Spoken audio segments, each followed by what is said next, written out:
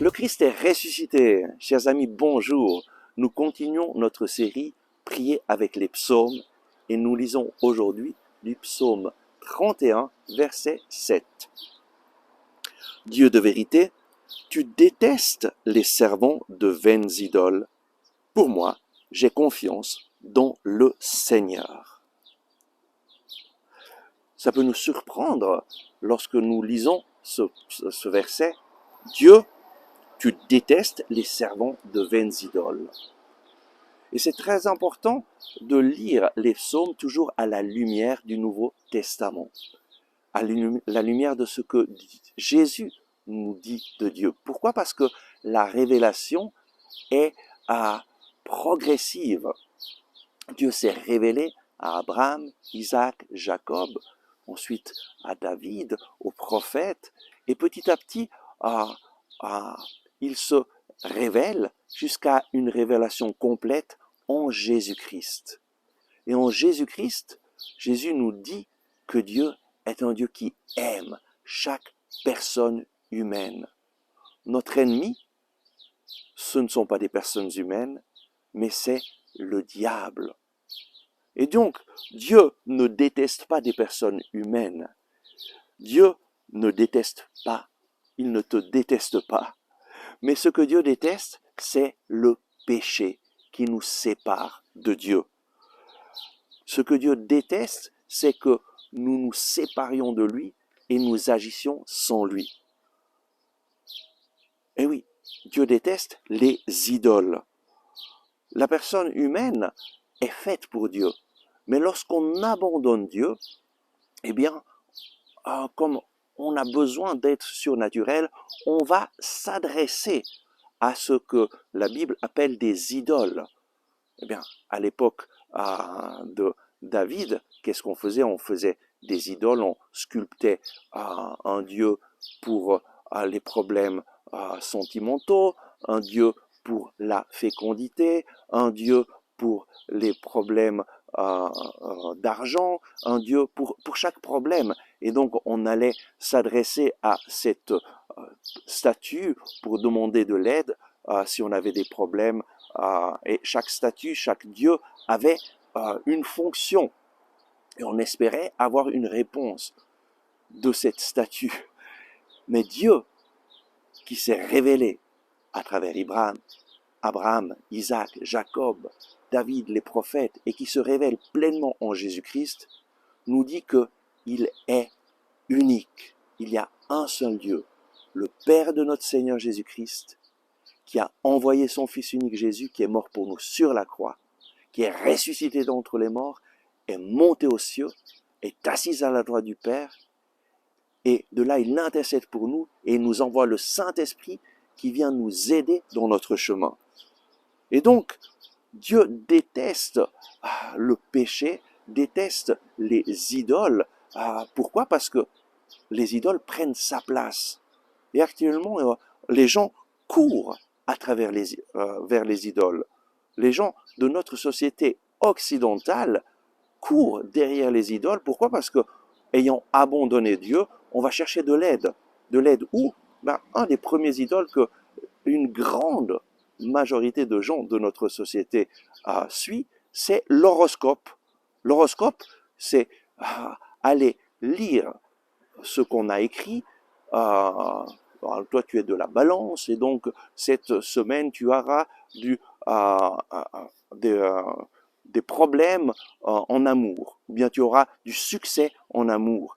Et donc, on va s'accrocher à une idole, parce que vraiment, ce sont des stupidités complètes qui déterminent notre vie, et on décide de se laisser déterminer par ce que l'horoscope dit, et non pas par ce que la parole nous dit, la parole de Dieu. Au lieu de suivre le Dieu qui s'est révélé dans la parole de Dieu, dans la Bible, nous suivons un autre Dieu, un idole. Et cette idole, c'est la personne qui a écrit l'horoscope. Et lorsque je lis l'horoscope, même si ça peut paraître complètement anodin, parce qu'on les trouve dans tous les journaux, eh bien, je me soumets à l'esprit qui a influencer la personne qui a écrit cet horoscope. Et donc, je m'adresse à un idole et je laisse que ma vie soit déterminée par cet horoscope. Et oui, ça, Dieu déteste ce péché d'idolâtrie.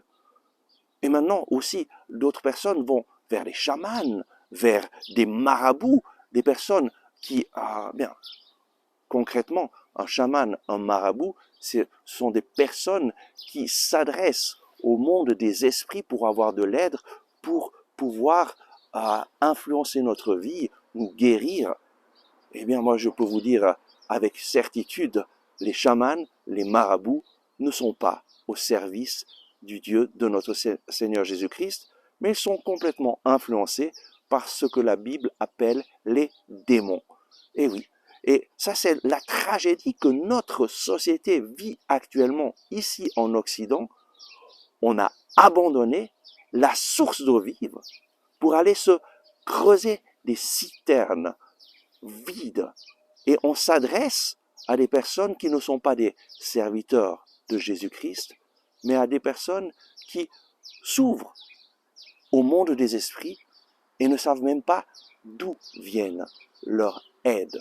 Eh bien, dans la parole de Dieu, Dieu nous indique qu'il y a deux sources de pouvoir. Dieu, le Père de notre Seigneur Jésus-Christ, et Lucifer, le diable. Si nous allons chercher de l'aide vers des personnes qui ne s'adressent pas au Seigneur Jésus-Christ et qui prétendent avoir des pouvoirs surnaturels, nous pouvons être assurés que nous nous adressons à celui que Jésus appelle le prince des ténèbres, le prince du mensonge. Et donc, aujourd'hui, prenons une décision de rejeter radicalement l'idolâtrie et de nous adresser au Dieu de vérité. Dieu de vérité, tu détestes les servants de vaines idoles. Pour moi, j'ai confiance en toi, Seigneur. Décide de mettre ta confiance dans le Seigneur Jésus-Christ. Décide de t'accrocher à lui et à lui seul. Il est le seul sauveur, car il n'y a pas sur le ciel d'autre nom qui soit donné aux hommes par lequel nous puissions être sauvés. Prions. Oui, Seigneur Jésus, viens nous donner cette sagesse et ce discernement pour nous adresser à toi, notre Sauveur, et ne pas nous laisser détourner du vrai chemin, du Dieu de vérité.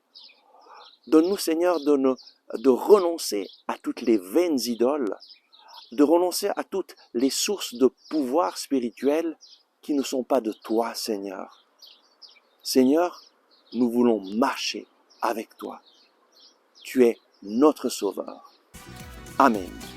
Merci d'avoir regardé ce message. J'espère que vous l'avez aimé et je vous invite à le partager à vos amis, à cliquer sur le bouton j'aime et à vous inscrire à notre chaîne YouTube. Ensemble avec ma communauté, nous prions pour vous et pour votre famille. À demain.